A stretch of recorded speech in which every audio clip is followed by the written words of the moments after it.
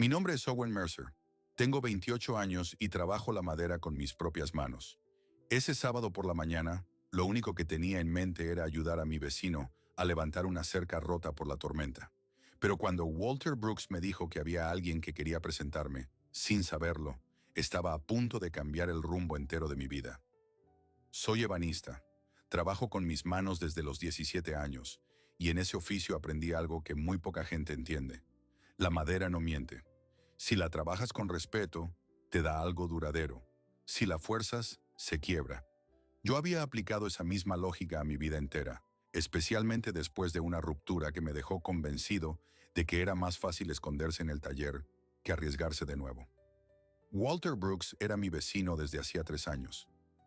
Veterano del ejército, profesor de historia jubilado, 68 años de espalda recta y palabras precisas.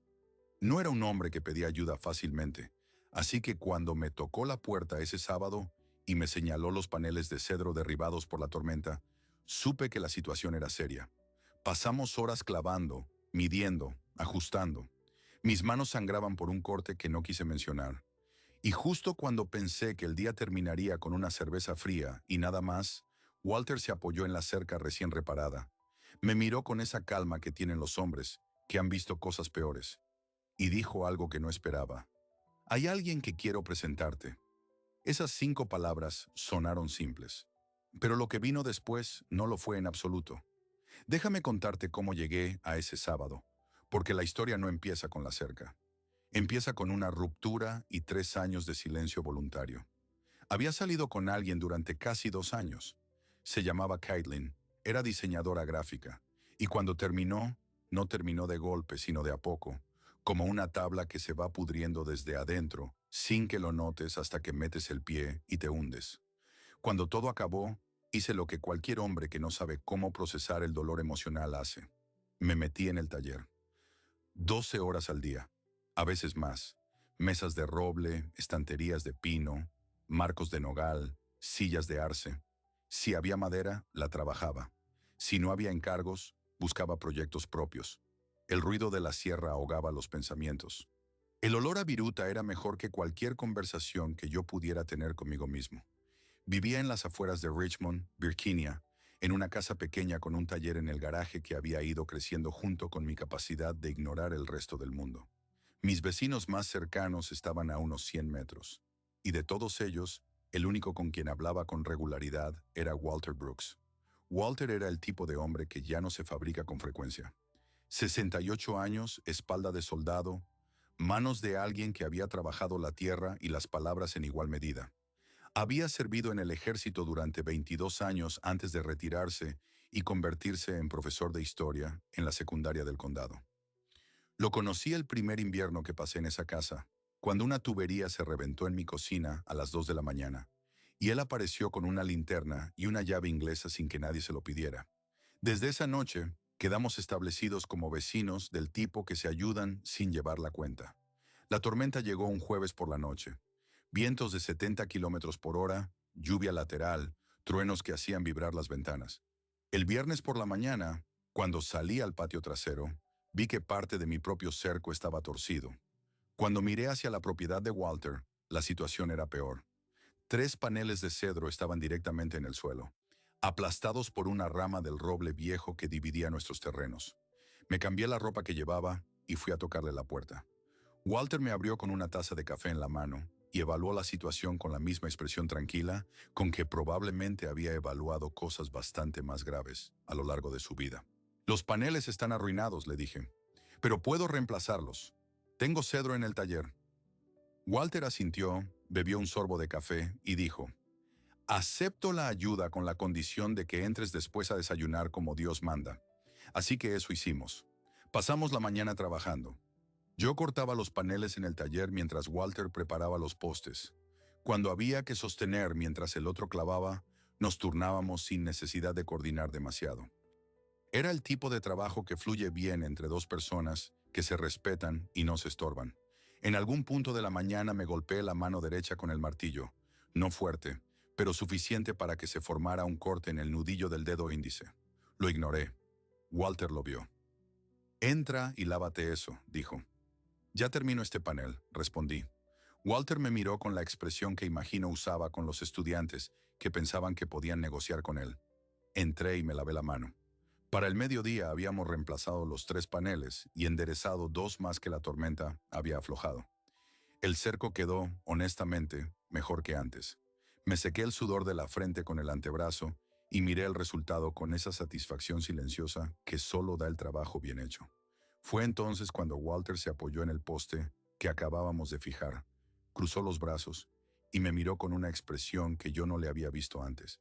No era la mirada del vecino agradecido, era algo más calculado, más intencional. Owen dijo, hay alguien que quiero presentarte. Y antes de que yo pudiera responder, escuché el sonido de una puerta trasera cerrándose y unos pasos en la hierba húmeda. Me di vuelta. No voy a pretender que el mundo se detuvo. No voy a decir que escuché música o que el tiempo se ralentizó. Eso sería una exageración. Pero sí puedo decir que algo cambió en el aire de esa mañana de una manera que no fui capaz de ignorar. Laia Brooks tenía 27 años, aunque en ese momento yo no lo sabía. Llevaba una camiseta gris y jeans, el pelo oscuro recogido con descuido, y cargaba 2 tazas de café con la seguridad de alguien que está acostumbrado a entrar en habitaciones donde hay personas en dolor y no perder la calma. Más tarde sabría que eso era exactamente su trabajo. Era fisioterapeuta. Trabajaba en una clínica de rehabilitación en Raleigh, Carolina del Norte. Pero en ese momento solo vi a una mujer que me extendió una de las tazas sin preguntar si quería, y dijo, mi papá habla de ti como si fueras el único vecino que ha tenido en su vida. Eso es mucho mérito, considerando que lleva 20 años en esta casa. Me llamo Owen, dije, como si ella no lo supiera. Lo sé, respondió. Me llamo Laia. Walter observaba la escena con la satisfacción discreta de un hombre que ha colocado 2 piezas de ajedrez exactamente donde quería, y ahora espera a ver qué pasa. Entramos los 3 a desayunar. La cocina de Walter era lo que uno esperaría de un hombre que vivía solo y cocinaba con honestidad pero sin pretensiones. Una mesa de madera oscura, sillas que no combinaban del todo, y una estantería entera dedicada a libros de historia que se mezclaban con manuales de carpintería, y curiosamente, 3 novelas de Gabriel García Márquez en ediciones de bolsillo muy leídas. Laia hizo huevos revueltos mientras Walter y yo hablábamos del cerco, del roble que había causado el daño, y de si valía la pena cortarlo o dejarlo. Cuando ella puso los platos en la mesa y se sentó, la conversación cambió de textura sin que nadie lo decretara. Laia me preguntó en qué estaba trabajando en ese momento. Le conté que tenía encargado un juego de estanterías empotradas para una casa en el barrio de Carytown, y que en paralelo estaba construyendo una mesa de comedor de olmo para mí mismo, aunque en ese punto no tenía muy claro para qué la necesitaba si comía solo frente a la computadora. Eso lo dije sin pensar. Laia sonrió, pero no de una manera que me hiciera sentir en ridículo. Walter, en cambio, guardó silencio y miraba su café con esa expresión de hombre que está escuchando más de lo que parece. La mañana se fue sin que ninguno de los 3 lo notara demasiado. Cuando me levanté para irme, Laia también se puso de pie y dijo que ella llevaría las tazas al fregadero. En ese movimiento, nuestras manos casi se rozaron sobre la mesa, y los 2 lo notamos y los 2 miramos hacia otro lado al mismo tiempo, lo cual es la forma más elocuente que tiene el cuerpo de confirmar lo que la mente todavía no se ha atrevido a nombrar. En el camino de regreso a mi casa, con el sol de mediodía cayendo sobre el pasto todavía húmedo, me di cuenta de que hacía bastante tiempo que no pensaba en el taller. Esa noche, Walter me invitó a cenar. No era un evento planeado, o al menos eso pareció. Un mensaje de texto directo. Laia cocinó de más. Ven a las 7. Llegué con una botella de vino que elegí con más cuidado del que me gustaría admitir. La cena estuvo bien durante los primeros 40 minutos. Laia había hecho un pollo al horno con hierbas y papas asadas, y Walter abrió el vino con la solemnidad de alguien para quien ese gesto todavía significa algo. Hablamos de la historia del vecindario, de un libro sobre la guerra civil que Walter estaba terminando de leer, y de la diferencia entre la rehabilitación deportiva y la rehabilitación postquirúrgica, que Laia explicó con una claridad que me dejó en claro por qué era buena en su trabajo. Pero en algún punto entre el segundo plato y el postre, la conversación derivó hacia la rodilla de Walter. Walter había tenido problemas con la rodilla derecha durante más de 2 años. Una lesión vieja de servicio que había empeorado con el tiempo y con el tipo de terquedad con que los hombres de su generación tratan su propio cuerpo, ignorándolo hasta que resulta imposible. Laya lo sabía, y era evidente, por la manera en que eligió las palabras, que esa no era la primera vez que intentaba abordar el tema. Papá, dijo, dejando el tenedor sobre el plato, con una delicadeza que era en sí misma una advertencia. Hablé con el doctor Yáñez esta semana. Dice que si no intervenimos antes de que llegue el invierno, el deterioro va a ser significativamente peor en la primavera. Walter bebió un sorbo de vino. Continúa. Laya respiró. La clínica donde trabajo tiene un programa específico para esto. Podría llevarte a Raleigh, instalarte en mi apartamento mientras dure el tratamiento y supervisar yo misma el proceso de rehabilitación. Serían entre 8 y 12 semanas. Hubo un silencio. Miré mi plato con la determinación de alguien que entiende que está en medio de una conversación que no le corresponde, pero de la que tampoco puede salirse sin hacer un movimiento brusco. Walter puso la copa sobre la mesa. Su voz era completamente tranquila, que es exactamente la señal de que algo importante está por decirse. Laya, llevo 68 años tomando mis propias decisiones. Sobreviví 2 décadas en el ejército. Crié a una hija sola y he manejado esta casa sin que nadie me diga cómo hacerlo. No soy un proyecto. Laya se tensó. No te estoy tratando como un proyecto. Te estoy tratando como mi padre. Eso es lo mismo desde donde yo estoy parado. La temperatura de la mesa bajó varios grados. Yo seguí mirando mi plato. Alguien en la habitación tenía que hacerlo. Después de la cena, Walter se retiró con el pretexto de buscar un libro que quería mostrarme, y Laya y yo terminamos en los escalones traseros de la casa, con las copas en la mano y el ruido de los grillos llenando el espacio entre nosotros. El patio de Walter era oscuro y tranquilo, con el olmo al fondo y el cerco nuevo brillando levemente bajo la luna. Laya miró hacia el árbol durante un momento. Luego dijo, sin preámbulo y sin dramas: sé que parecía que estaba presionando demasiado ahí adentro. No me parece que estuvieras presionando, dije. Me parece que te preocupas. Ella asintió, pero la expresión no se alivió del todo. La quise traer, continuó, porque su madre murió hace 6 años de un aneurisma cerebral. Sin aviso. Estaba perfectamente bien un lunes, y el miércoles ya no estaba. Y yo estaba en Raleigh. Estaba construyendo mi carrera, levantando mi vida, y me decía a mí misma que llamaría más seguido, que visitaría más seguido, que cuando tuviera menos trabajo estaría más presente. Se quedó callada un momento. Tenía la copa entre ambas manos como si necesitara algo a qué aferrarse. No llegué a tiempo para decirle adiós, dijo, y desde entonces cargo con eso todos los días. No dije que lo entendía. No dije que no había sido su culpa. No ofrecí ninguna de esas frases que la gente dice en estos momentos y que casi nunca ayudan. Solo dije, después de una ruptura hace 3 años, me encerré en el taller durante meses. No porque me gustara trabajar solo, sino porque si estaba construyendo algo, no tenía que estar pensando en lo que había perdido. Laia me miró. ¿Y funcionó? Funcionó perfectamente para no sanar, dije. Ella se rió. Fue una risa corta, un poco triste, del tipo que reconoce algo en las palabras del otro que también existe en uno mismo.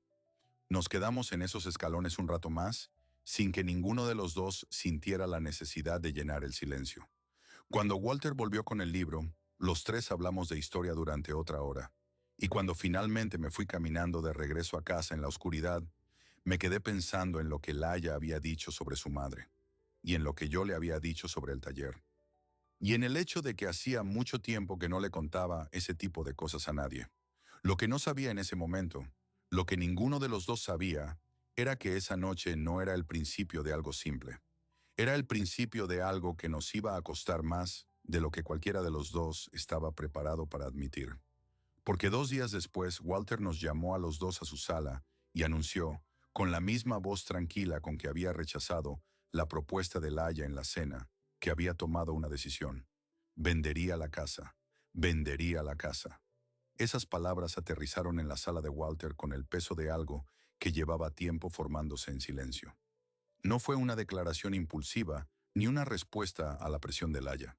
Era una decisión que Walter había estado construyendo por dentro durante semanas, quizás meses, con la misma metodología con que había hecho todo en su vida, pensándolo completamente antes de decirlo en voz alta. Laia y yo estábamos sentados frente a él, ella en el sillón azul que había pertenecido a su madre, yo en la silla junto a la ventana donde Walter solía leer. El sol de la tarde entraba de costado y hacía que el polvo en el aire pareciera algo más poético de lo que era. Walter explicó, con la paciencia de alguien que ya había anticipado todas las objeciones posibles, que había encontrado una comunidad para militares retirados a unos 80 kilómetros al oeste, cerca de Charlottesville. No era un asilo, no era un centro médico disfrazado de hogar, era una comunidad real, con casas pequeñas propias, espacios verdes, un comedor comunitario para quien quisiera usarlo, y un taller de carpintería completamente equipado que los residentes podían usar a cualquier hora del día. Ese último detalle lo mencionó mirándome directamente. Llevo 2 años queriendo tener más tiempo para trabajar la madera, dijo, y llevo 2 años diciéndome que no lo hago porque la casa necesita mantenimiento y el jardín necesita atención, y hay 1000 razones para no empezar. Pero la verdad, Owen, y tú lo entiendes mejor que nadie, es que uno se esconde en las obligaciones para no tener que enfrentarse a lo que realmente quiere hacer. No pude responderle nada a eso porque era exactamente correcto. Laia, en cambio, necesitó un momento. La vi procesar la información con esa velocidad controlada que tienen las personas entrenadas para evaluar situaciones en tiempo real, sin dejar que las emociones contaminen el análisis. Luego preguntó, con voz cuidadosa, ¿cuándo tomaste esta decisión? Hace 3 semanas, dijo Walter. La semana pasada visité el lugar. Esta semana hablé con un agente inmobiliario sobre la casa. Laia asintió muy despacio. ¿Y cuándo ibas a contarme? Te lo estoy contando ahora. Había algo en esa respuesta que no era crueldad, sino una forma de autonomía que Walter había defendido durante toda su vida adulta. Laia lo sabía. Por eso no respondió con enojo, sino con algo más difícil de manejar. Silencio. Yo me levanté con el pretexto de buscar agua en la cocina. Era la segunda vez en 3 días que terminaba refugiándome en un movimiento físico para no estar en el centro de algo que no era exactamente mío, pero que me afectaba de maneras que todavía no sabía cómo nombrar. En la cocina, apoyé las 2 manos en el mesón y miré por la ventana hacia el cerco nuevo. Los paneles de cedro brillaban con el color claro de la madera fresca. Dentro de un año estarían grises. Y para entonces, Walter ya no viviría aquí. Volví a la sala con 3 vasos de agua que nadie había pedido. Walter me miró con una expresión que era una mezcla de gratitud y diversión. Laia había cruzado los brazos, pero su postura ya no era defensiva. Era más bien la de alguien que acepta algo que no le gusta, pero que entiende que es irrevocable. ¿El taller es bueno?, me preguntó Walter. Descríbemelo, dije, y lo hizo. Con el mismo placer tranquilo que ponía cuando describía una batalla histórica, cuya estrategia lo seguía fascinando décadas después, Walter me contó los detalles del taller. Tornos, fresadoras, sierras de banco, una colección de gubias que alguien había donado y que nadie había tocado todavía. Mientras hablaba, Laia me miró desde el sillón con una expresión que no supe leer del todo en ese momento. Más tarde entendí que era reconocimiento. Estaba viendo que yo era una de las razones por las que su padre se sentía bien en ese vecindario, y que perder esa presencia también tenía un costo. Pero eso vino después. Primero vino todo lo demás. Durante las semanas siguientes, la casa de Walter empezó a transformarse lentamente en algo que se estaba preparando para dejar de ser una casa. Aparecieron cajas. Algunos muebles fueron a familiares o a donaciones. Otros, los que habían pertenecido a la madre de Laia, fueron envueltos con cuidado y almacenados. Yo ayudé a desmontar una estantería empotrada que Walter quería llevarse y que resultó estar fijada con clavos de 1,5 pulgadas en ángulos imposibles. Obra de alguien que claramente nunca pensó que nadie tendría que volver a sacarla. Laia volvió a Raleigh después de esa primera semana. Tenía pacientes, tenía responsabilidades, tenía una vida que no podía simplemente pausarse. Pero antes de irse, pasó por mi casa. Toqué la puerta del taller porque las luces estaban encendidas, aunque eran casi las 9 de la noche. Entré y la encontré parada frente a la mesa de olmo que estaba construyendo, pasando la mano por la superficie sin terminar con una atención que no era la de alguien que simplemente mira, sino la de alguien que está evaluando. Hay algo en la madera sin lijar, dijo cuando me oyó entrar, que es más honesta que cuando está terminada. Es el mismo principio que en la rehabilitación, respondí. Lo más difícil es antes de que el tejido sane, no después. Me miró. Sí, nos quedamos de pie a ambos lados de la mesa, con la madera entre nosotros como si fuera una línea que ninguno de los dos estaba seguro de cruzar todavía. Laia habló primero. Gracias por estar con él estos años. No sé si lo he dicho directamente. No hacía falta decirlo, respondí. Para mí sí. Luego dijo que conduciría de vuelta a Raleigh a la mañana siguiente y que Walter tenía mi número si necesitaba algo. Y yo dije que sí, por supuesto. Y en el camino hacia la puerta se detuvo y se giró y dijo, Owen, ¿tienes cuenta en alguna aplicación de mensajes que uses regularmente? La pregunta era tan directa y tan poco romántica que me hizo reír. Sí, dije. ¿Por qué? Porque quiero mandarte un mensaje la próxima vez que no sepa qué hacer con algo difícil, y prefiero saber antes de que te vayas de aquí si eso es demasiado. No era demasiado. Le di mi número. Ella salió.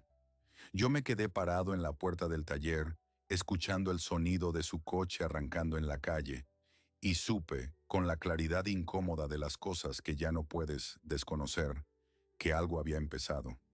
Lo que siguió durante los 2 meses posteriores fue una de esas relaciones que se construyen de manera extraña, pero que terminan siendo más sólidas que las que tienen todos los elementos convencionales.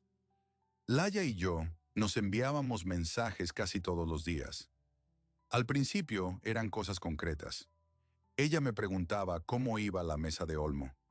Yo le preguntaba cómo estaba yendo la transición de Walter. Pero los mensajes se fueron extendiendo. Se fueron volviendo más personales. Ella me contaba de un paciente que la había hecho pensar en la diferencia entre recuperarse y resignarse. Yo le contaba de un defecto en la beta de una tabla que me había obligado a repensar el diseño completo del proyecto.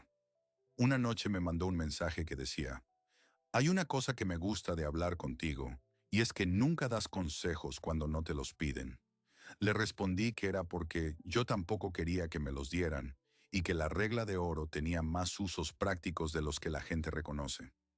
Ella respondió con una sola palabra, exacto. El primer fin de semana que Laia volvió a Richmond, después de que Walter se instaló en Charlottesville, nos encontramos los dos solos en la casa que todavía no se había vendido. Walter nos había pedido que revisáramos unas cajas que había dejado en el sótano y que no había tenido tiempo de clasificar. Pasamos 2 horas en ese sótano, con cajas de cartón llenas de libros, carpetas con notas de clase de décadas pasadas, y en algún punto encontramos una caja llena de fotografías que ninguno de los dos esperaba. Había fotos de cuando Laia tenía 5 años. Había fotos del servicio de Walter en uniforme, con una expresión seria que contrastaba con la misma cara que yo conocía ahora, más suave con los años. Había fotos de la madre de Laia, una mujer con los mismos ojos que su hija, en distintos momentos de su vida. Laia las revisaba una por una con cuidado, como si fueran documentos en lugar de recuerdos. En algún punto se detuvo en una fotografía específica. Se la quedó mirando durante más tiempo que las demás. Era una foto de sus padres en lo que parecía ser un parque, en otoño. Su madre reía de algo que estaba fuera del encuadre. Su padre la miraba a ella, no a la cámara. Tenía esa expresión, dijo Laia en voz baja. Siempre que mi mamá estaba en una habitación, él la miraba así, como si el resto de la habitación fuera decorado. Me quedé en silencio porque no había nada que agregar. Laia dejó la foto sobre la caja con cuidado. Luego me miró. ¿Tú la has tenido? Esa cosa con alguien. Pensé en Caitlin. Pensé en los 2 años. Y en los 3 años de taller después.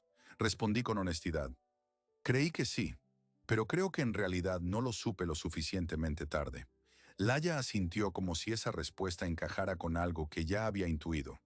Y entonces, sin que ninguno de los dos hiciera un gran movimiento ni dijera nada especialmente elocuente, nos besamos por primera vez entre cajas de cartón y fotografías viejas en el sótano de la casa de su padre. No fue cinematográfico. Fue mejor que eso. Fue honesto. Los meses que siguieron fueron los primeros meses de algo real y también, inevitablemente, complicados. Raleigh y Richmond no estaban en extremos opuestos del país, pero tampoco eran el mismo lugar. 4 horas en coche. Lo suficientemente lejos para que los fines de semana requirieran planificación y lo suficientemente cerca para que la distancia se sintiera como una decisión en lugar de una circunstancia. Nos alternábamos. Un fin de semana yo conducía al sur, otro ella conducía al norte. Aprendí cosas de Raleigh que no esperaba. La calidad del café en ciertos barrios, el río Neuse visto desde el parque al amanecer, el apartamento de Laia que era exactamente como yo habría esperado que fuera, ordenado y funcional y con libros de anatomía en la sala mezclados con 2 plantas que ella regaba con una regularidad que me pareció entrañable. Ella aprendió cosas del taller, que le gustaba quedarse a mirar trabajar aunque no decía nada, y que el sonido de la sierra de banco le parecía, cito sus palabras, extrañamente meditativo. Walter, instalado en Charlottesville, estaba en el mejor momento que yo le había conocido. Nos llamaba con regularidad y el tema principal de la conversación era invariablemente el taller comunitario. Había encontrado a un residente de 83 años que llevaba décadas haciendo marquetería y que le estaba enseñando técnicas que Walter describía con el entusiasmo de alguien que descubre un continente. Laia me decía, con una mezcla de alivio y algo parecido a la perplejidad, que su padre sonaba más contento que en años. Supongo que a veces hay que soltar el lugar para encontrar la versión de uno mismo que estaba esperando, me dijo ella una noche por teléfono. Le dije que eso sonaba a algo que podría estar en una tarjeta de felicitación, pero que no por eso dejaba de ser verdad. Se rió. Me gustaba cómo se reía por teléfono. Era diferente a en persona, más relajada, sin la pequeña vigilancia que uno mantiene cuando alguien puede verte la cara. Fue en esa misma llamada cuando ella mencionó, de pasada, que había tenido una reunión esa semana con la dirección de su clínica. No dio detalles. Yo no pregunté, pero algo en el tono me indicó que la mención no era casual. 2 semanas después, supe qué era lo que no había dicho. Era un martes por la tarde. Yo estaba en el taller terminando el trabajo en las estanterías de Carytown cuando llegó el mensaje. No era un mensaje largo. Laia no usaba párrafos cuando podía evitarlo. Decía, ¿puedes hablar esta noche? Hay algo que necesito contarte y prefiero escuchar tu voz. Hay pocas frases que detienen el trabajo con tanta eficacia como esa. Llamé a las 8. Ella contestó al primer tono. Me ofrecieron un puesto, dijo. Director de clínica. Es el tipo de posición que no aparece muy seguido. Me alegro, respondí. ¿Dónde? Y ahí vino el momento que reencuadra todo lo anterior. Portland, dijo. Oregón. El silencio que siguió a esa palabra duró menos de 2 segundos, pero fue de los que uno siente en todo el cuerpo. Portland, Oregón, no es un concepto abstracto. Son 4.800 kilómetros. Son 5 zonas horarias. Es el extremo opuesto del país desde Virginia, medido en casi cualquier dimensión que importa cuando estás tratando de construir algo con alguien. Laia continuó. No he aceptado. Todavía estoy en el proceso de evaluar, pero quería decírtelo antes de tomar ninguna decisión. ¿Cuándo tienes que responder? 3 semanas. Saqué las cuentas rápidamente, no del tiempo sino de las opciones, y llegué a la conclusión inmediata de que no había ninguna que fuera simple. Hay cosas que no se pueden resolver en una llamada telefónica, dije finalmente. ¿Puedes venir el próximo fin de semana? Sí, dijo. Y en la manera en que lo dijo, en esa sola sílaba, escuché algo que no había escuchado antes en su voz. Algo que sonaba a miedo. No al trabajo, no a la decisión profesional, sino miedo a lo que esa decisión podía costarle en la dimensión que menos quería perder. Pero lo que ninguno de los dos sabía todavía era que ese fin de semana no se desarrollaría en mi taller ni en su apartamento de Raleigh. Se desarrollaría en la casa vacía de Walter, porque el agente inmobiliario había llamado esa semana. Habían aceptado una oferta. Los compradores querían cerrar en 30 días. Y Walter necesitaba que Laia firmara ciertos documentos relacionados con una parte de la propiedad que había estado a nombre de los dos desde la muerte de su madre. Así que ese viernes por la noche, Laia llegó no a Richmond, sino directamente a la casa de su padre, que para entonces tenía las paredes descoradas y los armarios vacíos, y ese sonido específico que tienen los espacios cuando dejan de estar habitados. Un eco que no debería existir, pero que aparece de todas formas, como si el aire también se hubiera vaciado. Yo llegué media hora después con café y la conciencia de que lo que teníamos que hablar era demasiado importante para que el lugar no importara. Pero hay algo en las casas vacías que hace que la gente hable de manera diferente. Sin los objetos, sin los muebles, sin las capas de vida cotidiana que normalmente amortiguan las conversaciones difíciles, todo suena más claro y más duro al mismo tiempo. Laia estaba parada en la sala cuando entré. Tenía los papeles de la gente bajo el brazo y una expresión que no era triste exactamente sino consciente. Consciente del peso de estar en ese espacio sin su padre, sin los muebles de su madre, sin ninguna de las capas que habían hecho que ese lugar fuera un hogar durante 20 años. Tomamos el café en el suelo porque no había sillas. Apoyados contra la pared donde había estado la estantería que yo había ayudado a desmontar, con las rodillas levantadas y las tazas entre las manos, empezamos a hablar. Y esta vez la conversación fue diferente a todas las anteriores. Laia me explicó el trabajo.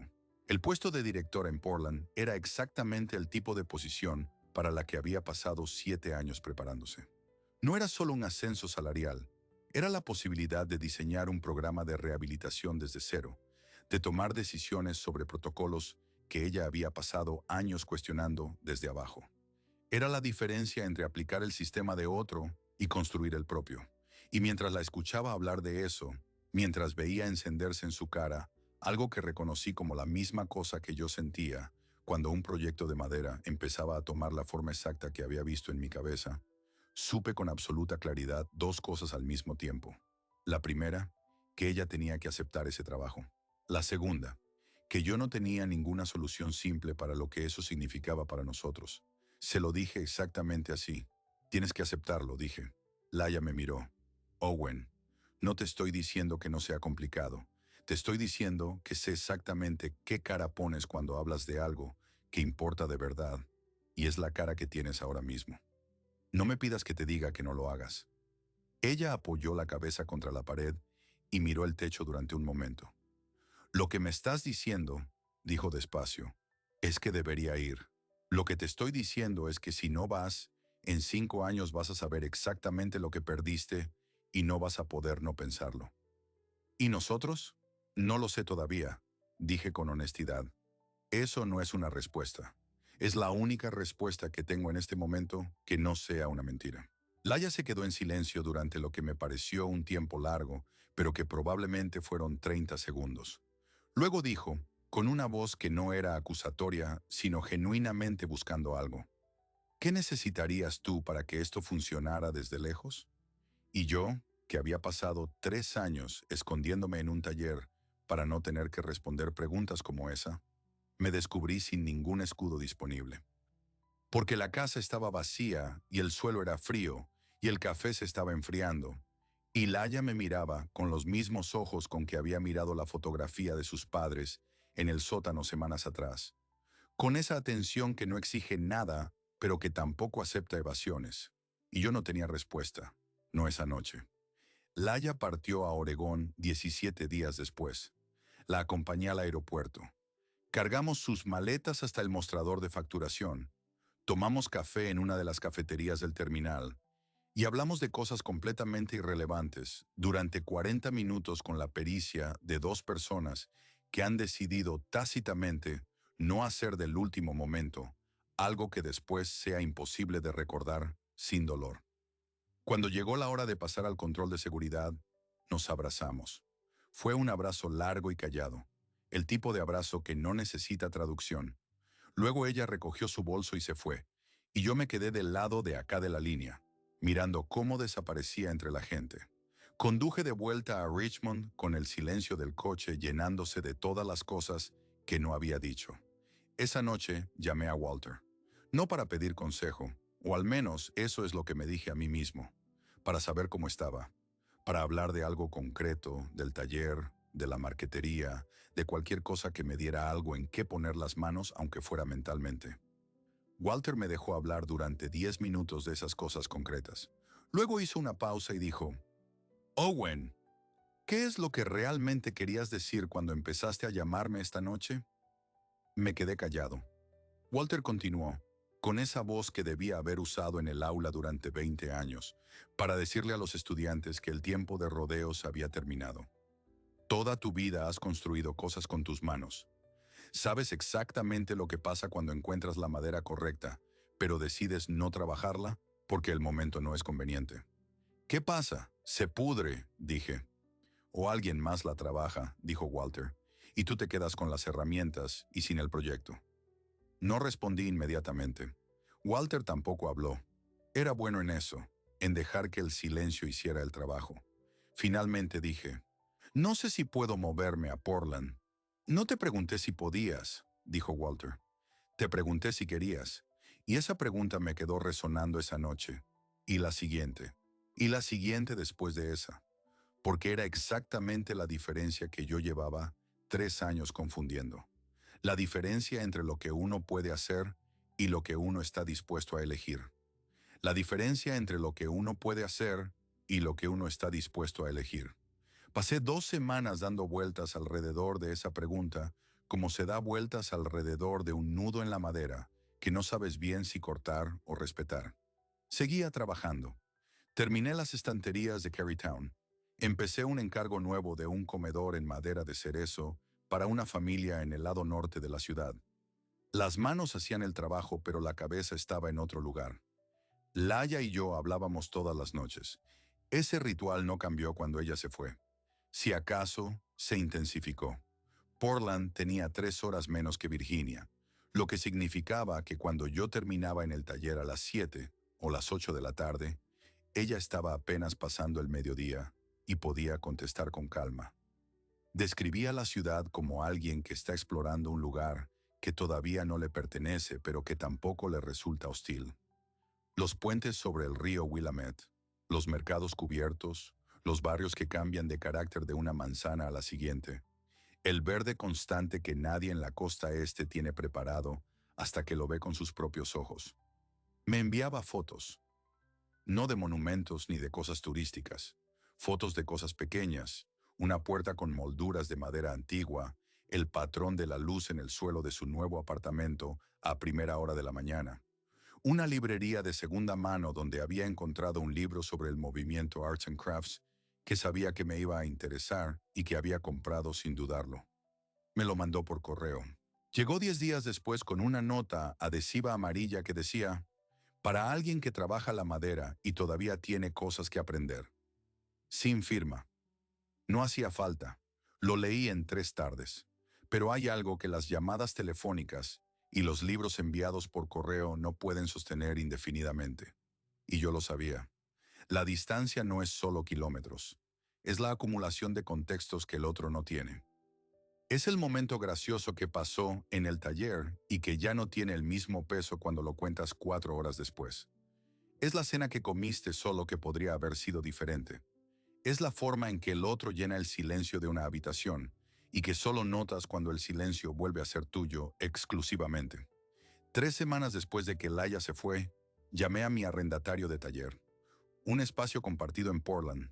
Quería saber cómo funcionaba la logística. No lo llamé para tomar una decisión. O eso me decía.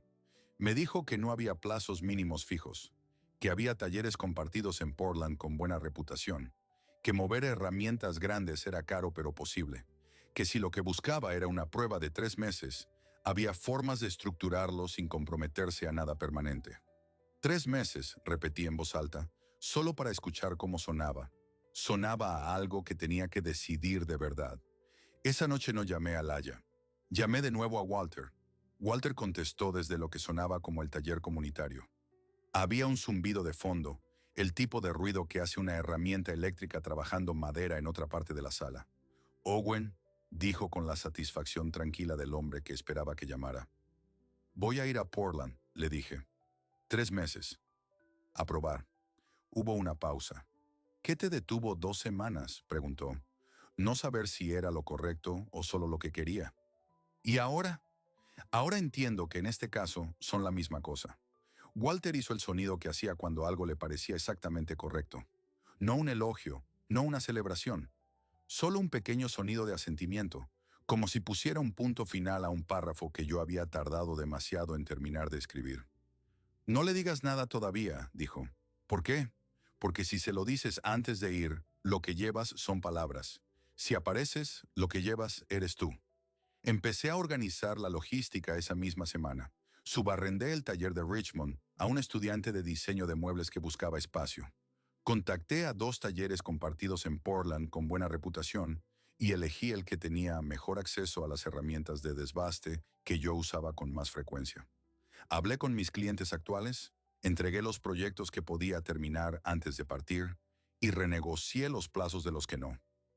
Nadie se fue. 2 me dijeron que esperarían. Le dije a mi casero que necesitaba 3 meses con la casa cerrada. Tampoco fue problema. Lo que sí fue complicado fue el momento de empacar. No porque tuviera mucho, sino porque tuve que decidir qué llevaba y qué dejaba. Y esa selección me obligó a pensar con claridad en lo que estaba haciendo. Metía una herramienta en la caja y pensaba, esto es real. Doblaba una camisa y pensaba, en 3 días voy a estar en el otro extremo del país por una persona que no me ha pedido que vaya. Y ahí estaba el problema. Laia no me había pedido que fuera. Habíamos hablado de que la distancia era difícil.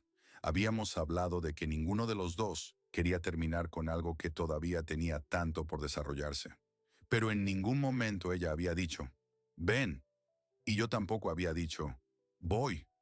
Habíamos estado teniendo esa conversación alrededor del centro sin tocar el centro directamente. Y yo estaba a punto de aparecer en Portland sin aviso previo. Llamé a Walter la noche antes de partir para pedirle una sola cosa, que si por alguna razón esto salía mal, me lo dijera con esas palabras exactas, y no se guardara ningún "te lo advertí". Walter dijo que los hombres que se guardan los lo advertí son hombres que prefieren tener razón a ver bien a sus amigos. Le dije que eso era exactamente lo que necesitaba escuchar. Conduje hasta el aeropuerto antes del amanecer. El vuelo salía a las 6:40. Cuando llegué a Portland eran las 10 de la mañana hora local, con un cielo que no era exactamente nublado, pero tampoco decidido a ser soleado. Ese cielo gris suave que, aprendería después, era el estado natural de Oregón durante buena parte del año y que a mí, extrañamente, me pareció familiar desde el primer momento. Tomé un taxi hasta el apartamento de Laia. No llamé antes. Walter tenía razón. Si avisas, llevas palabras. Toqué el timbre. Hubo un silencio de casi 10 segundos. Luego la voz de Laia por el intercomunicador, confundida y un poco alarmada. ¿Quién es? Owen, dije. Otro silencio. Más largo. ¿Owen quién? Owen Mercer, respondí. El ebanista de Richmond que lleva 3 semanas pensando en lo que le preguntaste en la casa vacía de tu padre. La puerta se abrió sin más palabras. Cuando el ascensor llegó al tercer piso y las puertas se abrieron, Laia estaba en el pasillo con el pelo suelto y una taza de café en la mano, y una expresión que era al mismo tiempo incredulidad, alivio y algo que no se podía nombrar en una sola palabra. Me miró de pies a cabeza. Luego miró la maleta. ¿Cuánto tiempo?, preguntó. 3 meses, dije. Encontré un taller compartido. Ya firmé. Laia no dijo nada durante un momento. Luego se dio vuelta, dejó la taza sobre la mesa del pasillo y volvió hacia mí. Vas a necesitar café, dijo. Sí. ¿Y una llave? Sí. El apartamento de Portland era más grande de lo que había imaginado por las fotos. Segundo piso, ventanas que daban al oeste, una sala con luz suficiente para que las plantas que Laia había empezado a acumular parecieran contentes. La cocina era pequeña pero funcional. Había una habitación de más que ella usaba como espacio de estudio, con libros de anatomía apilados en el suelo, y un escritorio donde tenía 3 monitores y lo que parecía ser un sistema de notas que solo tenía sentido para ella. Me instalé en esa ciudad con la cautela de alguien que entiende que está en territorio desconocido, pero que ha decidido aprender el mapa. Empecé en el taller compartido la primera semana. Era un espacio bueno, 20 puestos, gente de todos los niveles. El tipo de lugar donde a las 7 de la mañana ya había 3 personas trabajando y nadie preguntaba por qué llegabas tan temprano, porque ellos también estaban ahí. Empecé a recibir encargos locales. Pequeños al principio, el tipo que llega cuando alguien ve tu trabajo en un espacio compartido y te pregunta si haces encargos personales. Una mesita auxiliar, un par de estantes, luego algo más grande. Un arquitecto del barrio Pearl que necesitaba una biblioteca empotrada y que resultó tener contactos que resultaron tener contactos. Portland, descubrí, era una ciudad donde el trabajo artesanal de calidad tenía mercado real y donde la gente estaba dispuesta a esperar por algo hecho bien. Laia y yo encontramos un ritmo que no habíamos podido tener a distancia. Las cenas en el apartamento después de que los dos terminábamos el día. Los sábados en el mercado del barrio, donde ella conocía ya a 3 vendedores de verduras y los saludaba por nombre. Los domingos que a veces pasaban enteros sin plan específico y que resultaban ser los mejores. Aprendí que Portland tiene más agua de lo que uno espera, ríos y puentes y lluvia que no es dramática, sino constante, y que Laia tenía una relación particular con esa lluvia. Le gustaba. Salía a caminar cuando empezaba a llover, como si el agua le reseteara algo por dentro. Empecé a hacer lo mismo. Pero aquí viene el momento en que la historia da un giro que yo no anticipé. Llevaba 6 semanas en Portland, cuando pasó algo que no tenía nada que ver con Laia ni conmigo directamente, pero que cambió el tono de todo lo que siguió. Walter llamó un martes por la tarde. No era inusual, pero su voz tenía algo diferente, una especie de peso que no era tristeza, sino algo más parecido a la gravedad que tiene una persona cuando está a punto de decir algo importante y quiere decirlo bien. Me dieron los resultados de la rodilla, dijo. Esperé. Va a necesitar reemplazo total. La cirugía es en 6 semanas. La recuperación es entre 3 y 4 meses de rehabilitación intensiva. Silencio. ¿Dónde? Pregunté. Esa es la pregunta que quería hacerte a ti, dijo Walter. La comunidad tiene un programa de rehabilitación básico. Pero Laia me llamó esta semana y me dijo que su clínica tiene el programa más completo de la región para este tipo de cirugía. Me quedé quieto. ¿Me estás diciendo que Laia quiere traerte a Portland? Me estoy diciendo que mi hija lleva 6 semanas trabajando para construir el mejor programa de rehabilitación de rodilla de la costa noroeste, dijo Walter, y que sería una ironía considerable no dejarse ayudar. En la voz de Walter había algo que no era exactamente humor, pero que se le acercaba. La satisfacción particular de un hombre que ve cómo las cosas encuentran su forma sin que nadie las haya forzado a hacerlo. Pero había algo más, y tardé un momento en identificarlo. Walter estaba nervioso. No de la cirugía.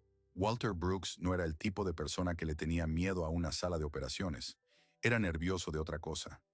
¿Qué es lo que no me estás diciendo?, pregunté. Otra pausa, más larga que las anteriores. Que si vengo a Portland, añadió Walter, no sé si tiene sentido volver a Charlottesville después. La comunidad es buena, el taller es bueno, pero los dos están aquí. Los dos, Laia y yo.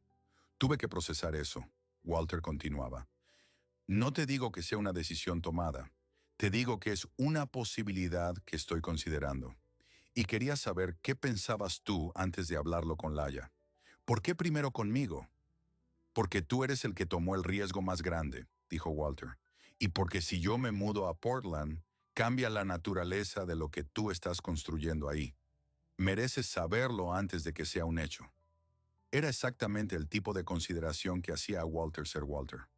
Le dije que no tenía ninguna objeción, que Portland era una ciudad que tenía espacio, que si había un taller comunitario bueno en Charlottesville, probablemente había uno mejor en Portland y que yo podía buscarlo. ¿Puedes buscarme un taller?, preguntó Walter. Lo empecé a buscar esa misma noche. Esa semana, cuando Laia volvió del trabajo y encontró en la mesa de la cocina una lista impresa con 3 talleres comunitarios de Portland, con sus ubicaciones, capacidades y horarios, se quedó mirándola durante un momento sin decir nada. Luego me miró. ¿Cuándo hablaste con él? El martes. ¿Y cuándo ibas a decirme que sabías? Hoy, dije, cuando tuvieras la lista delante para que la conversación tuviera algo concreto de qué agarrarse. Laia puso la mano sobre la lista. Sus dedos la tocaron de la misma manera que había tocado la superficie de la mesa de Olmo en Richmond la primera vez que entró al taller. Eso es exactamente, dijo despacio, lo que haría mi padre. No supe si era un cumplido o una observación. Creo que eran las dos cosas. Walter llegó a Portland 5 semanas después, 3 días antes de la cirugía. Yo lo recogí en el aeropuerto. Traía 2 maletas medianas y una caja larga y estrecha que contuve la curiosidad de preguntar qué era hasta que la cargué y noté el peso característico de las herramientas. ¿Son gubias?, pregunté. Las del taller de Charlottesville, dijo Walter. El señor que me las enseñó me dijo que me las llevara, que en Portland iba a encontrar madera que todavía no había trabajado. En el coche hacia el apartamento temporal que habíamos conseguido para él, en el mismo barrio, Walter miró por la ventana con la expresión evaluativa de alguien que está leyendo un lugar por primera vez. Los puentes, el río, el verde, la lluvia suave que había empezado mientras conducíamos. ¿Llueve mucho aquí?, preguntó. Bastante, dije. Bien, dijo. Me gusta tener una razón para no salir. La cirugía fue bien. 4 horas, sin complicaciones. Walter estuvo una noche en observación y al día siguiente Laia lo evaluó en la clínica con esa mezcla de profesionalismo y ternura que yo había visto en ella desde el principio, pero que en ese contexto tenía una dimensión nueva. Estaba cuidando a su padre con las mismas herramientas con que cuidaba a desconocidos, sin bajar la guardia clínica, pero tampoco sin esconderle que lo quería. Walter, desde la camilla, le preguntó si el programa de rehabilitación que había diseñado era realmente el mejor de la región, o si solo lo era según sus propias métricas.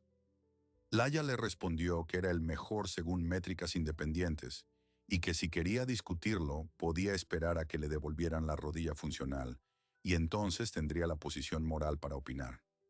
Walter se rió. Fue la primera vez que lo escuché reírse de esa manera en mucho tiempo. Completamente, sin reserva. La recuperación empezó al día siguiente, y fue durante esas semanas de recuperación cuando entendí algo que no había visto con claridad antes. Laia, en el contexto de su trabajo, era una persona completamente diferente. No diferente en el fondo, sino diferente en la superficie. Más directa, más estructurada, con una autoridad que no necesitaba afirmarse porque ya estaba ahí. Cuando le explicaba a Walter los ejercicios, no pedía ni negociaba. Instruía. Y Walter, que no aceptaba instrucciones de prácticamente nadie, las aceptaba de ella sin discusión. Se lo dije una noche. Es porque sabe que yo sé lo que hago, dijo ella. Mi papá respeta la competencia por encima de la autoridad. Siempre ha sido así. ¿Y conmigo?, pregunté. ¿Qué pasa contigo? ¿Por qué me escucha a mí? Laia pensó un momento. Porque nunca le has dicho lo que debía hacer, dijo. Solo has hecho las cosas a su lado. Eso me quedó. Las semanas de recuperación de Walter se convirtieron en el tiempo más completo que habíamos pasado los tres juntos. Laia trabajaba durante el día. Yo estaba en el taller por las mañanas y volvía a media tarde. Walter hacía sus ejercicios de rehabilitación con una disciplina de soldado y en los ratos libres empezó a trabajar con las gubias sobre una tabla de arce que yo le había conseguido, tallando lo que resultó ser un relieve de un roble que, me di cuenta, después de varios días, era el mismo roble del patio de su casa en Richmond, el que había partido la rama que cayó la noche de la tormenta. ¿Por qué ese árbol?, le pregunté un día. Porque fue el que empezó todo, dijo sin levantar la vista del trabajo. No necesité que me explicara qué significaba todo. Lo sabía. El mes 11 de mi llegada a Portland, el taller compartido donde trabajaba me ofreció alquilar un espacio propio. No grande, pero exclusivo. El tipo de espacio que, si uno lo toma, significa que ya no está de paso. Lo tomé. No le dije nada a Laia hasta esa noche, cuando llegué a casa con una botella de vino, que ella miró con la expresión de alguien que sabe que el vino tiene una razón específica. Firmé el contrato del taller. Dije, ¿el espacio propio? El espacio propio. Laia sirvió 2 vasos. Me dio uno. Bebió del suyo. ¿Cuánto tiempo tiene el contrato? 1 año, renovable. Otro sorbo. Owen, dijo. Sí, llevamos casi un año. Tú tienes un taller propio. Yo tengo una clínica que funciona. Mi padre está en el mismo barrio y tiene rodilla nueva y un bloque de arce que está convirtiendo en una obra de arte. Y los dos vivimos en apartamentos separados a 6 minutos caminando. Sí, dije. ¿Cuánto tiempo más vas a caminar 6 minutos? Me quedé mirándola. Laia sostuvo el vaso con las dos manos, como hacía siempre cuando estaba diciéndome algo que le costaba decir directamente, y añadió con voz muy tranquila, no te lo estoy pidiendo, solo te estoy preguntando. Y yo entendí en ese momento que esa era la diferencia entre Laia y todas las versiones de esa conversación que yo había tenido en mi vida. Nunca me había pedido nada. Había dejado espacio para que yo eligiera. Siempre. Y yo había seguido caminando 6 minutos cuando podría haber caminado 0. Esa semana empecé a buscar casas. No apartamentos. Casas. El tipo que tiene espacio para un taller en el garaje y una sala que puede tener una biblioteca y un jardín que una persona con instinto para las cosas vivas puede convertir en algo verdadero. Las encontré más rápido de lo que esperaba. Portland tiene ese tipo de casas si uno sabe dónde mirar y está dispuesto a ver el potencial en lugar del estado actual. La tercera que visitamos era antigua, construida en los años 40, madera de abeto de Oregón en los suelos, molduras originales que alguien había pintado de blanco en alguna renovación de los 80, y que debajo de esa pintura, yo sabía con certeza que todavía tenían la forma y el detalle que alguien había puesto en ellas con cuidado 80 años atrás. El jardín estaba descuidado. El garaje era pequeño pero expandible, y había una cerca en mal estado que separaba el jardín trasero del siguiente. Laia y yo nos miramos al mismo tiempo. Ninguno de los dos dijo nada durante un momento. Luego los dos nos reímos. La hicimos una oferta esa misma tarde. Lo que vino después no fue simple porque las cosas que importan nunca lo son. La inspección, la negociación, la espera, el papeleo. Pero hubo un momento, 3 semanas después, cuando firmamos los últimos documentos y el agente nos entregó las llaves, y Laia abrió la puerta, y entramos juntos al espacio que ahora era nuestro, en el que me di cuenta de algo con una claridad que no había tenido en ningún momento de los 12 meses anteriores. Yo no había venido a Portland por Laia, había venido por mí, por la versión de mí mismo que llevaba 3 años escondiéndose en el taller porque esconderse era más fácil que elegir. Y Portland, y Laia, y Walter, y el taller propio, y la casa antigua con las molduras pintadas de blanco que yo sabía que podía restaurar, todo eso era la consecuencia de haber decidido, finalmente, no esconderme más. Y lo que no sabía todavía era que faltaba una cosa más. Una cosa que Walter ya tenía en mente desde hacía semanas. Algo que estaba tallando en aquel bloque de arce. Y que yo iba a entender solo cuando volviera a ver una cerca que reparar. La casa necesitaba trabajo. Eso lo sabíamos desde el principio, y lo habíamos aceptado como parte del trato. No como un problema, sino como una condición.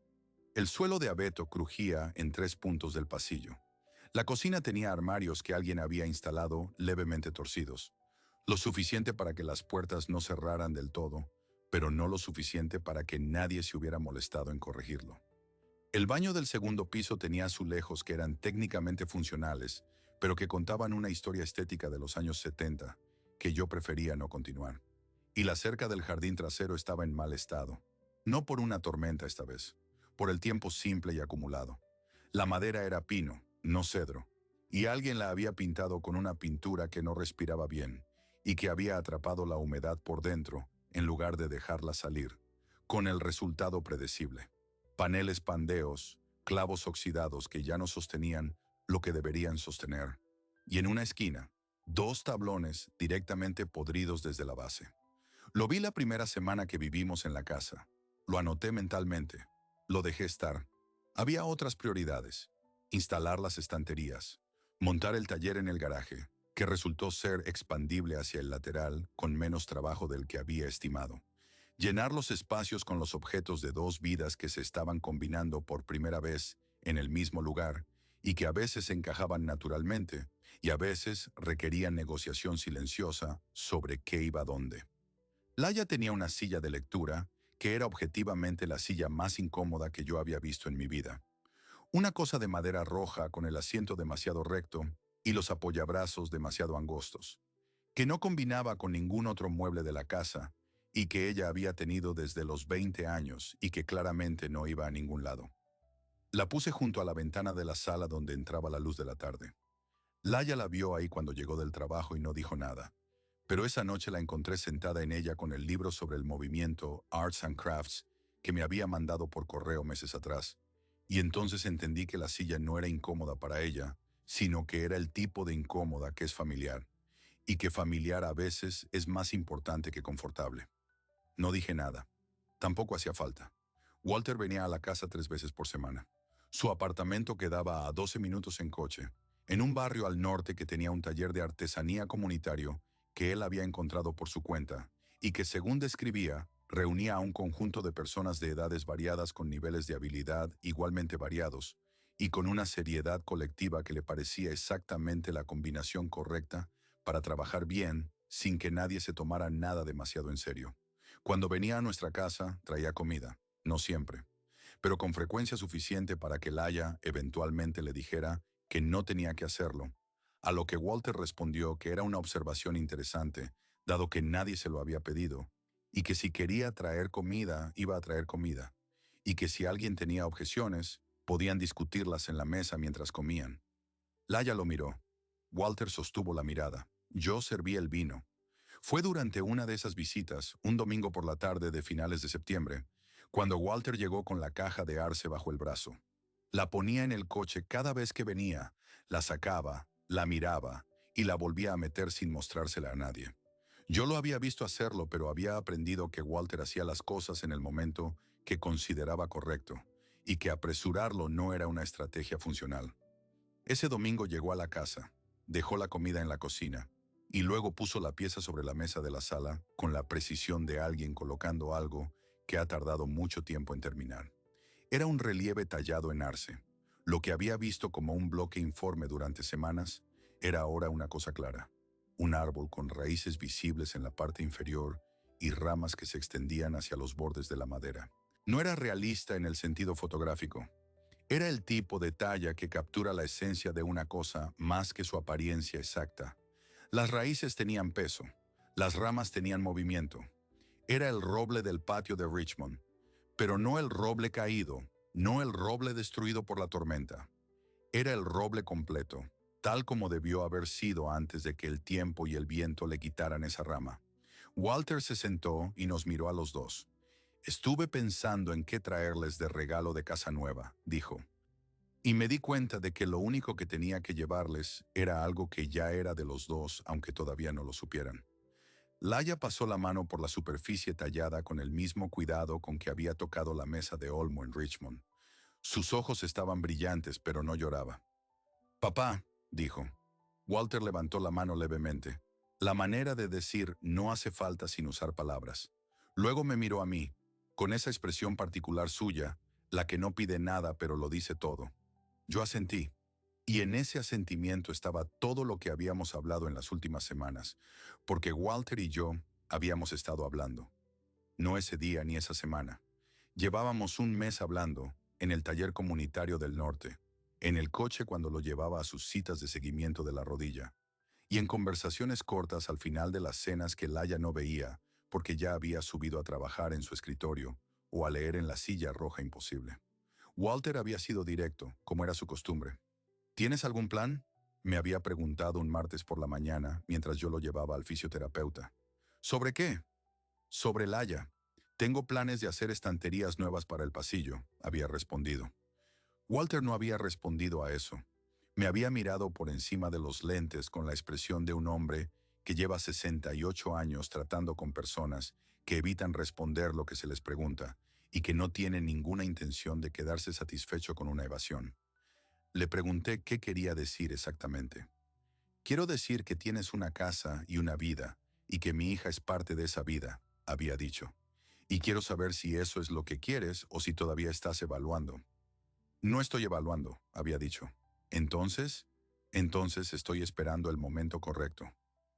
Walter había mirado por la ventana del coche. Luego había dicho, con ese tono de hombre que ha visto suficiente historia para saber cómo terminan ciertas historias. Owen, el momento correcto no llega. Lo construyes. Eso había sido hace 3 semanas. La semana después de esa conversación, había empezado a buscar en silencio. No en joyerías del centro, ni en páginas web de anillos de compromiso. Había ido a ver a una orfebre que trabajaba en el mismo edificio que el taller compartido original, donde había empezado en Portland. Una mujer que hacía joyas con metales y maderas combinados, y que cuando le expliqué lo que buscaba, me dijo que necesitaba 2 semanas y que si le traía la madera correcta, podía hacer algo que nadie más tendría. Le traje un pedazo del bloque de arce que Walter me había dado semanas antes. Un fragmento pequeño del margen de la pieza que había quedado suelto cuando la cortó. Ella lo miró. Luego me miró a mí. ¿De dónde es esta madera? De Richmond, Virginia, dije. Pero viene de aquí ahora. Ella no pidió más explicación. Simplemente dijo que volviera en 2 semanas. El anillo estaba hecho de plata y tenía incrustado a un costado un fragmento delgado de arce tratado, casi translúcido, que cuando la luz lo tocaba desde el ángulo correcto, mostraba la veta de la madera como si fuera una cosa viva todavía. Lo guardé en el taller, en el cajón donde guardaba las herramientas, más finas, envuelto en tela. Y esperé el momento que no llega sino que se construye. Lo que no esperaba era que el momento me lo iba a dar la cerca. Había postergado el trabajo en la cerca trasera durante meses, con la excusa de tener proyectos más urgentes, que era parcialmente cierto. Pero a principios de octubre, cuando las lluvias de otoño empezaron en serio y el suelo se ablandó, uno de los postes podridos cedió completamente y un panel entero cayó hacia el jardín del vecino.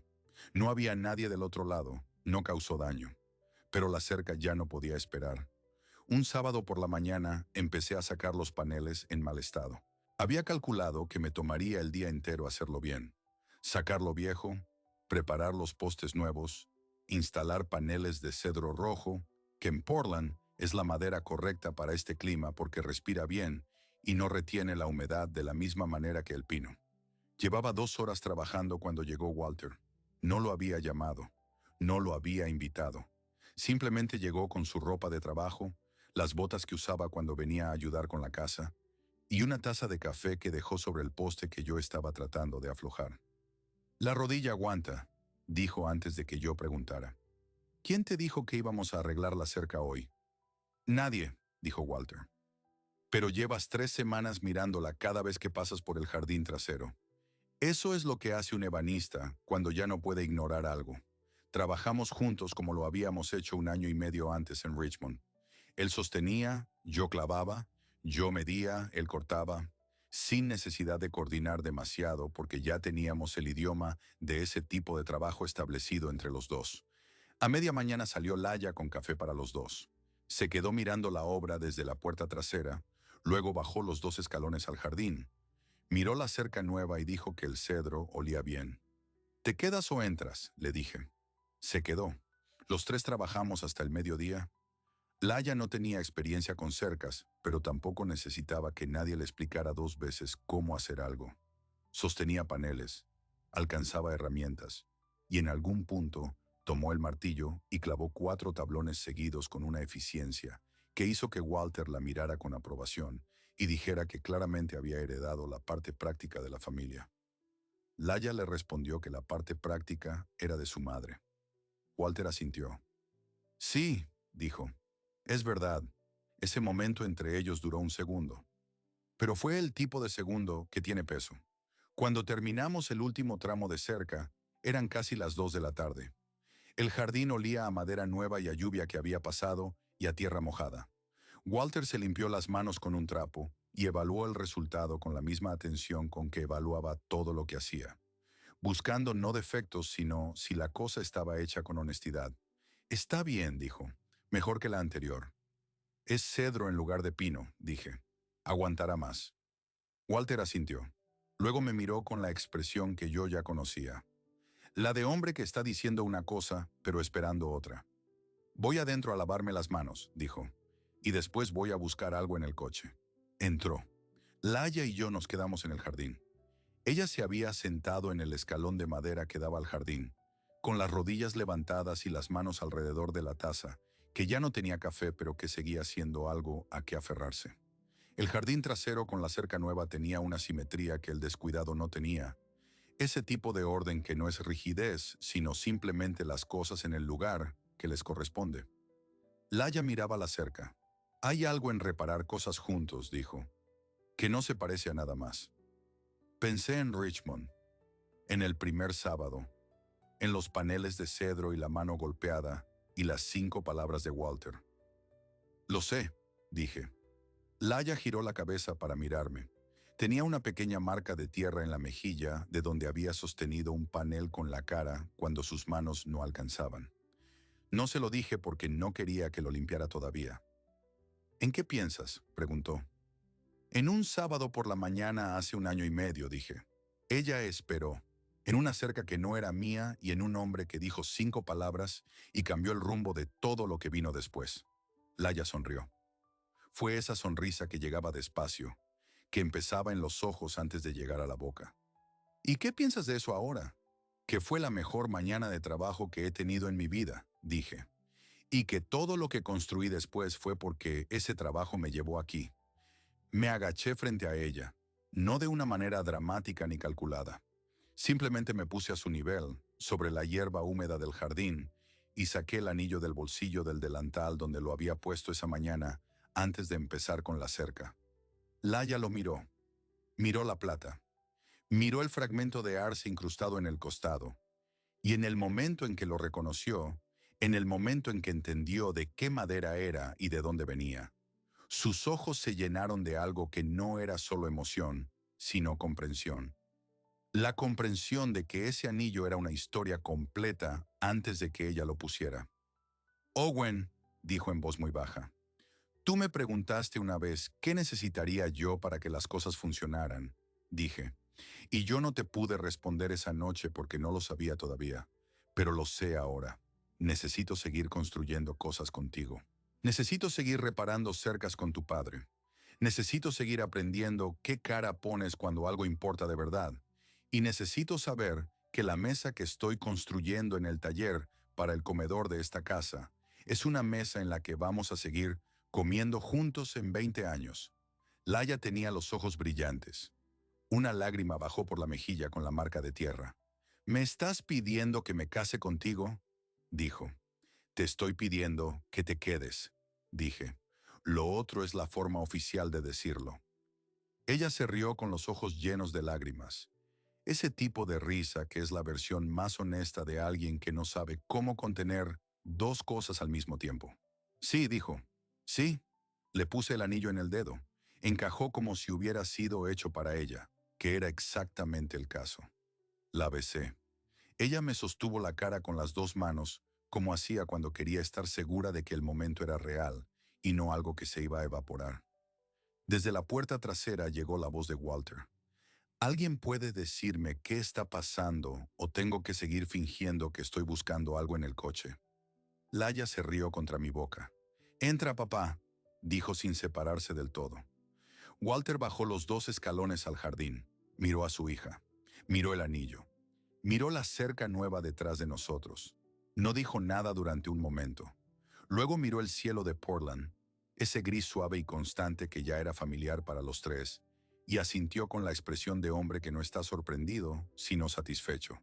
La satisfacción de quien puso las piezas correctas en el lugar correcto, y luego tuvo la sabiduría de alejarse y dejar que la cosa tomara su forma sola. Tu madre hubiera dicho que esto era demasiado bonito para ser real, le dijo a Laia. Laia fue hacia él. Lo abrazó como se abraza a alguien a quien se ha extrañado incluso cuando estaba cerca. Y lo real nunca es tan bonito, ¿verdad?, dijo en voz baja. Walter la sostuvo un momento. Luego me miró por encima del hombro de su hija. Hiciste bien la cerca, dijo. Es lo mismo que me dijiste en Richmond, respondí. Esta vez lo digo con otro peso, dijo. Lo sé. Los 3 nos quedamos en el jardín un rato más. La tarde de Portland avanzaba con su luz particular, esa que no es brillante sino difusa, y que lo distribuye todo por igual sin dejar sombras duras. La cerca nueva olía a cedro fresco. El relieve de arce estaba adentro sobre la repisa de la chimenea, donde lo habíamos puesto la semana anterior. el roble completo con sus raíces y sus ramas, y toda su historia tallada en la madera que Walter había traído desde el otro extremo del país. Hay algo que necesito contarte, dijo Walter en algún momento, con un tono ligeramente diferente. Laia y yo lo miramos. El señor Chen, del taller comunitario del norte, tiene una colección de herramientas antiguas que está donando al taller antes de mudarse a casa de su hijo. Entre ellas hay un torno de madera de principios del siglo XX que nadie en el taller sabe cómo usar correctamente. Esperé. Walter me miró. Pensé que tú podrías. ¿Me estás diciendo que quieres que vaya a aprender a usar un torno de 1920?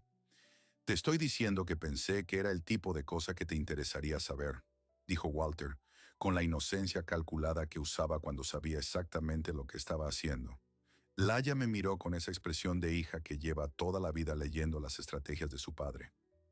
Eso es un pretexto, me dijo en voz baja. Lo sé, dije. Para que vayas con él al taller, añadió. Lo sé, porque le gusta tu compañía, pero no lo va a decir directamente. Walter bebió su café con la expresión de hombre que no está escuchando nada. Está bien, le dije a Walter. El sábado que viene. Walter asintió, como si siempre hubiera sido la respuesta obvia. Dentro de casa, Laia hizo té. Walter se instaló en el sillón que había comprado para él en el mercado de segunda mano del barrio. Un sillón de cuero marrón oscuro que nadie había declarado oficialmente de Walter, pero que los tres entendían que era de Walter. Yo empecé a limpiar las herramientas del trabajo de la mañana, ese ritual del final del trabajo en que uno pone cada cosa en su lugar, y el orden de las herramientas es en sí mismo una forma de cerrar el día bien. Laia pasó por el taller con la taza de té y se detuvo en la puerta a mirarme trabajar, como hacía desde aquella primera vez en Richmond. Ese silencio suyo de observación que no era pasivo, sino activo. La manera de estar presente sin interrumpir. ¿En qué piensas?, le pregunté sin darme vuelta. En que hace 1 año y medio no te conocía, dijo. Y en lo raro que es eso ahora. Guardé las últimas herramientas. Me limpié las manos. ¿Raro cómo? Raro como cuando algo que no existía se vuelve tan parte de todo que no puedes imaginar el antes sin sentir que le falta algo. Me giré. Laia estaba apoyada en el marco de la puerta del taller, con la taza en las manos y el anillo en el dedo, y la marca de tierra que todavía tenía en la mejilla. Le limpié la mejilla con el pulgar. Ya no tienes tierra, dije. Gracias, dijo. Entramos juntos. La casa que había empezado a hacer un proyecto esa mañana con la cerca nueva, con el olor a cedro fresco en el jardín, y las manos de los tres trabajando en lo mismo, era ahora una casa que ya tenía la forma de algo que iba a durar. No porque fuera perfecta, que no lo era, sino porque tenía dentro lo que las cosas necesitan para durar. Trabajo honesto, gente que no se esconde, y el tipo de historia que se construye de a poco. Un panel a la vez, una conversación a la vez, una elección a la vez. Esa noche cenamos los tres en la mesa del comedor, que todavía no era la mesa definitiva, porque yo seguía construyendo la de Olmo en el taller, sino en una mesa prestada y provisional que llevaba meses siendo más permanente de lo que nadie reconocía. Walter habló de la historia del movimiento Arts and Crafts y de por qué las personas que lo iniciaron tenían razón en casi todo y se equivocaban en una sola cosa importante. Laia le preguntó cuál era la cosa. Walter dijo que pensaban que la belleza podía separarse de lo funcional y que en realidad lo bello siempre es funcional porque le da a la gente una razón para seguir mirando. Laia miró el relieve de arce sobre la chimenea. Luego me miró a mí. Y yo pensé en un sábado por la mañana y una cerca rota y 5 palabras que lo cambiaron todo. Pienso mucho en las 5 palabras. No porque sean palabras extraordinarias. Son exactamente lo contrario. Hay alguien que quiero presentarte. 8 sílabas. El tipo de frase que cualquiera podría decir cualquier sábado sin que nadie lo recuerde al día siguiente. Pero hay momentos en que una frase ordinaria cae en el momento exacto, en el lugar exacto, sobre la persona exacta, y lo que produce no tiene nada de ordinario. Eso es lo que me sigue costando explicarle a la gente cuando me preguntan, ¿cómo empezó todo esto? No empezó con Laia, no empezó con Walter, empezó con 3 años de esconderme en un taller y con la acumulación lenta de todas las maneras en que uno puede estar ocupado sin estar presente. Empezó con la decisión de ayudar a un vecino a reparar una cerca un sábado por la mañana, porque era lo correcto, sin ningún cálculo sobre lo que podría pasar después. Y lo que pasó después fue todo lo que no habría pasado si yo hubiera dicho que estaba ocupado. Hay una cosa que los ebanistas saben sobre la madera que no siempre se aplica fácilmente a la vida, pero que en este caso sí. La veta no se puede forzar. Puedes trabajar con ella o puedes trabajar contra ella. Si la fuerzas, la madera se parte. Si la respetas, te da algo que dura. Los años que pasé escondiéndome en el taller después de Kaylin eran años trabajando contra la veta. Sabía cómo hacerlo con la madera. Con mi propia vida tardé más en aprenderlo. Walter lo sabía antes que yo. Creo que lo supo desde el primer sábado, desde el primer momento en que me vio sosteniendo ese panel de cedro con el hombro y la mano herida sin decir nada. Hay algo en la forma en que una persona trabaja con las manos que dice mucho sobre cómo es cuando nadie lo está mirando. Y Walter llevaba 68 años leyendo a las personas con esa misma atención con que había leído batallas históricas, buscando no lo que decían, sino lo que hacían cuando nadie les preguntaba. Eligió presentarme a su hija no porque lo hubiera calculado, sino porque era evidente. Y a veces las cosas más importantes de la vida son las que son más evidentes para todos, excepto para uno mismo. Laia me dijo una vez, ya en Portland, ya con el anillo, ya con la casa y la cerca, y el relieve de arce sobre la chimenea, que lo que más le había sorprendido de mí no fue que viniera a Portland sin avisarle. Fue lo que vino antes. Fue que durante meses de mensajes y llamadas y fines de semana alternos, yo nunca le había pedido que eligiera entre su carrera y nosotros. Nunca le había puesto esa presión. Había dejado espacio. Le dije que no lo había hecho por generosidad, sino porque entendía exactamente lo que significaría pedirle eso, que sabía de primera mano lo que cuesta construir algo propio en el trabajo, y que pedirle que abandonara eso para no tener que tomar yo ningún riesgo no era amor, era conveniencia disfrazada de amor. Laia dijo que la diferencia entre esas dos cosas era la diferencia entre casi todo lo importante. Creo que tiene razón. La cerca que reparamos ese sábado en Portland está bien. El cedro se está asentando. La pintura que le daremos en primavera le dará otros 10 años. El jardín que Laia tiene en su cabeza, y que todavía es en parte idea y en parte tierra mojada, va tomando forma de a poco.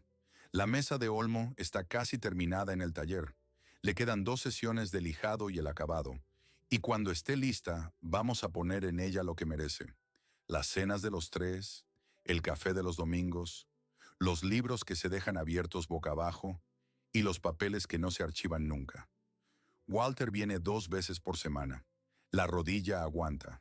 El torno de madera de principios del siglo XX resultó ser exactamente lo que parecía.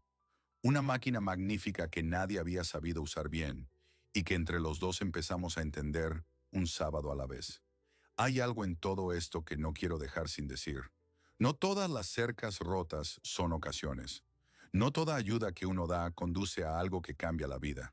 La mayoría de las veces ayudas a alguien con algo concreto. Lo haces bien, y eso es todo, y está bien que sea todo.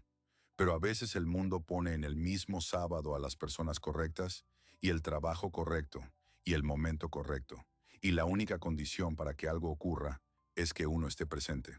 No calculando, no evaluando, solo presente, con las manos en la madera y la disposición de hacer el trabajo sin preguntar qué hay después. Yo no estaba buscando nada ese sábado de octubre, estaba reparando una cerca, y eso fue suficiente para que empezara todo lo demás.